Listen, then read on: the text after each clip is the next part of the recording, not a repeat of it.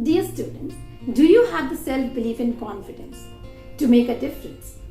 Do you believe that no matter what, you are going to be successful in your life?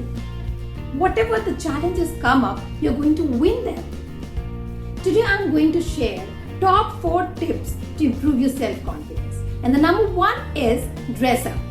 Whenever you feel lower in your confidence, just look at it, how you are dressed up. Because when you dress up nicely, you carry yourself more confidently.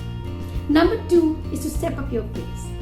When you are on a mission to go to places to meet people, try to walk 25% more faster than you usually do. This will make you feel more confident.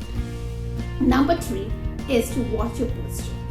When you sit or stand straight with the heads up, with full of energy flowing.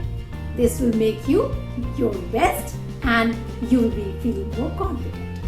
Number 4 is the most important, and it is to practice gratitude. You know, most of the time you keep on focusing on others' achievements and accomplishments. So what you have to do? Daily make a list of at least 5 things that you have accomplished.